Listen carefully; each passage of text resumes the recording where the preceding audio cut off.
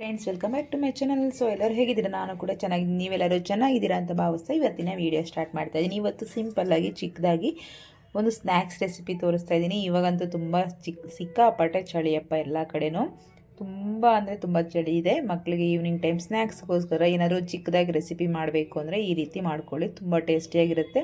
ಹಾಗೆ ನಿಮಗೂ ಕೂಡ ಇಷ್ಟ ಆಗುತ್ತೆ. ಮಕ್ಕಳಿಗೆ ಎಲ್ಲ ದೊಡ್ಡವ್ರಿಗೂ ಕೂಡ ತುಂಬ ಇಷ್ಟ ಆಗುತ್ತೆ. ಚಳಿ ಟೈಮಲ್ಲಿ ಈ ರೀತಿ ಯಾವ ರೀತಿ ಮಾಡೋದು ಅಂತ ನಿಮಗೆ ತೋರಿಸ್ತೀನಿ. ನಾನಿಲ್ಲಿ ಅರ್ಧ ಕೆಜಿ ಅಥವಾ 1/4 ಕೆಜಿ ನಿಮ್ಗೆ ಎಷ್ಟು ಬೇಕೋ ಅಷ್ಟು ತೊಗೊಳ್ಳಿ. ನಾನಿಲ್ಲಿ ಒಂದು ಅರ್ಧ ಕೆಜಿ ಅಷ್ಟು ಪೊಟ್ಯಾಟೊ ತೊಗೊಂಡಿದ್ದೀನಿ. ಈ ರೀತಿ ತೊಳೆದ್ಬಿಟ್ಟು ಈ ರೀತಿ ಕಟ್ ಮಾಡ್ಕೊಂಡಿದ್ದೀನಿ. ಇದನ್ನು ಬಾಯ್ಲ್ ಮಾಡ್ಕೊಳ್ಳೋಣ ನಾವು.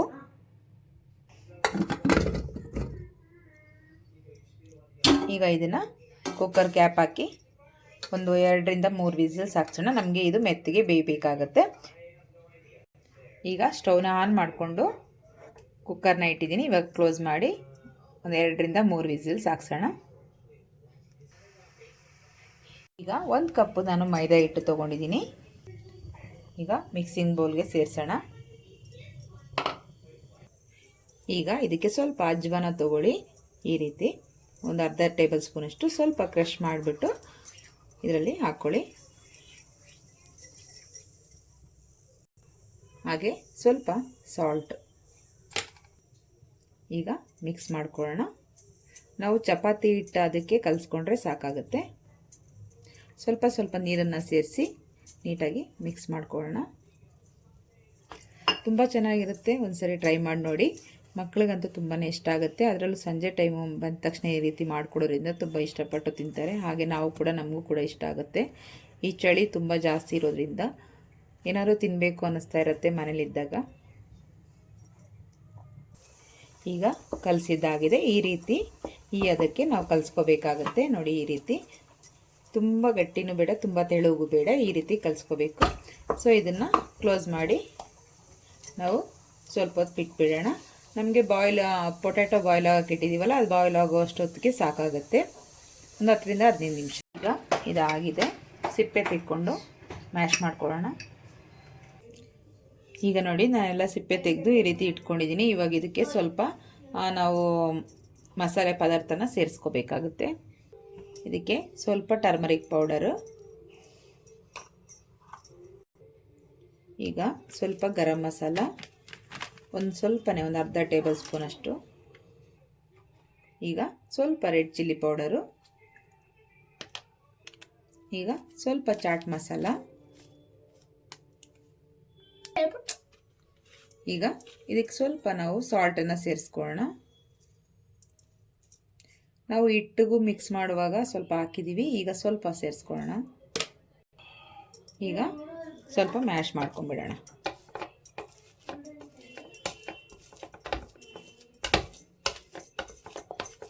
ಫಸ್ಟಲ್ಲಿ ನೀವು ಮ್ಯಾಶ್ ಮಾಡ್ಕೊಂಡು ಬೇಕಾದರೂ ಮಸಾಲೆನ ಸೇರಿಸ್ಕೋಬೋದು, ಇಲ್ಲ ಈ ರೀತಿ ನೀವು ಮಾಡ್ಕೋಬೋದು. ನಾನೆಲ್ಲ ಒಟ್ಟಿಗೆ ಹಾಕ್ಕೊಂಡು ಒಟ್ಟಿಗೆ ಮ್ಯಾಶ್ ಮಾಡ್ಕೊತಾ ಇದ್ದೀನಿ. ಆವಾಗ ಚೆನ್ನಾಗಿ ಮಿಕ್ಸ್ ಆಗುತ್ತೆ.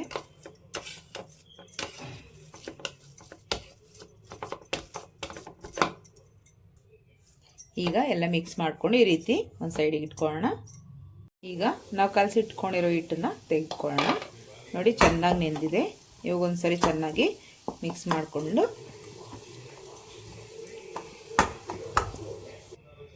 ಈಗ ಇದರಲ್ಲಿ ಉಂಡೆಯಾಗಿ ಮಾಡ್ಕೊಳ್ಳೋಣ. ಸ್ವಲ್ಪ ದೊಡ್ಡ ಸೈಜಲ್ಲೇ ಮಾಡ್ಕೊಳ್ಳೋಣ. ಈ ರೀತಿ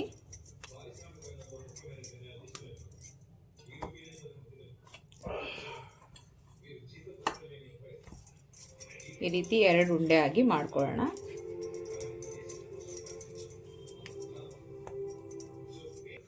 ಈಗ ಸ್ವಲ್ಪ ಲಟ್ಟಿಸ್ಕೊಳ್ಳೋಣ. ಇಲ್ಲಿ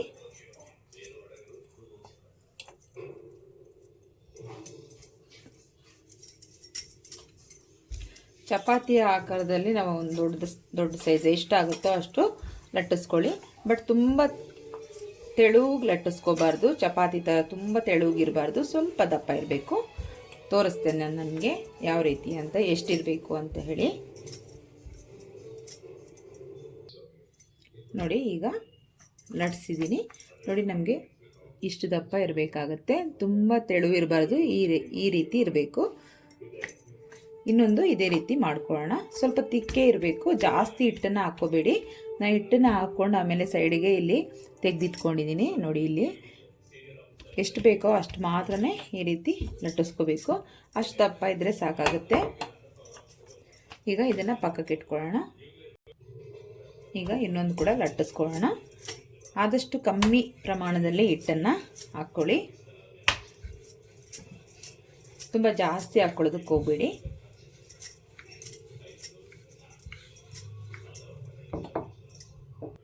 ಅಷ್ಟರಲ್ಲಿ ನಾನು ಆಯಿಲ್ ಬಿಸಿಗೆ ಇಟ್ಕೊಂಡಿದ್ದೀನಿ. ಬಿಸಿ ಆಗ್ತಾ ಇದೆ. ಈಗ ಇದು ಕೂಡ ಲಟ್ಟಿಸ್ಕೊಂಡಿದ್ದೀನಿ. ಇವಾಗ ನಾವು ನೋಡಿ, ಈಗ ನಾವು ಇದನ್ನು ಇದರ ಮೇಲೆ ಹಾಕ್ಕೊಳ್ಳೋಣ.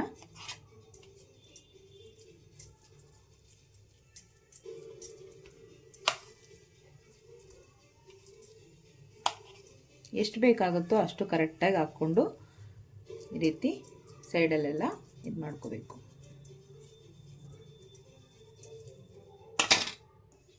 ಈಗ ಇಷ್ಟು ಹಾಕ್ಕೊಂಡಿದ್ದೀನಿ. ಇದರ ಮೇಲೆ ಇವಾಗ ನಾವು ಇನ್ನೊಂದು ಲಟ್ಸಿಟ್ಕೊಂಡಿದ್ದೀವಲ್ಲ, ಇದನ್ನು ಇದರ ಮೇಲೆ ಹಾಕ್ಕೊಳ್ಳೋಣ.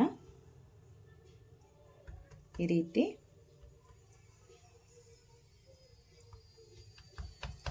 ಜಸ್ಟ್ ಒಂದ್ಸಲಿ ಹೀಗೆ ಮಾಡ್ಕೊಳ್ಳೋಣ.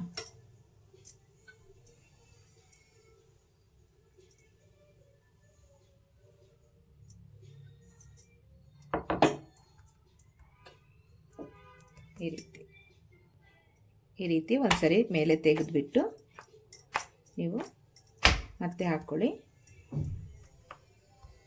ಈಗ ಇದನ್ನು ಕಟ್ ಮಾಡ್ಕೊಳ್ಳೋಣ. ಇದರಲ್ಲಿ ನಿಮಗೆ 2 ರೀತಿಯಲ್ಲಿ ತೋರಿಸ್ತೀನಿ.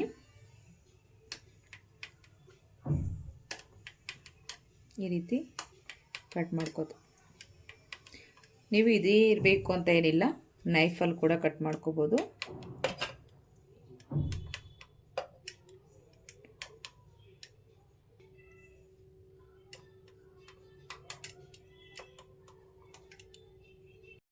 ಈಗೆಲ್ಲ ಕಟ್ ಮಾಡ್ಕೊಂಡು ಆಗಿದೆ. ತೆಕ್ಕೊಳ್ಳೋಣ ಒಂದೊಂದು. ಈಗ ನೋಡಿ, ಒಂದು ತೆಕ್ಕೊಂಡಿದ್ದೀನಿ. ಈ ರೀತಿ ಇದು ಒಂದು ಸೈಡು, ಹಾಗೆ ಈ ಕಡೆದು ಒಂದು ಸೈಡು ಈ ರೀತಿ ಮಾಡ್ಕೊಳ್ಳೋಣ. ಈ ರೀತಿ ಫೋಲ್ಡ್ ಮಾಡಿ ಇಟ್ಕೊಳ್ಳೋಣ.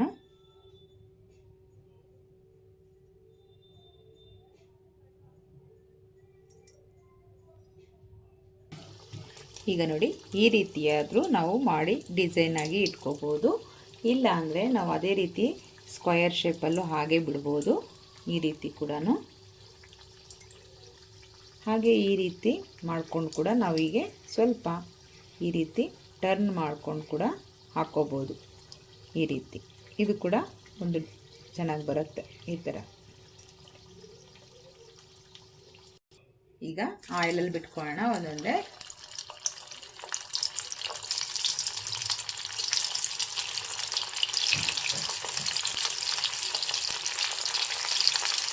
ಈ ರೀತಿ ಎಲ್ಲದನ್ನು ಮಾಡ್ಕೊತಾ ಹೋಗೋಣ.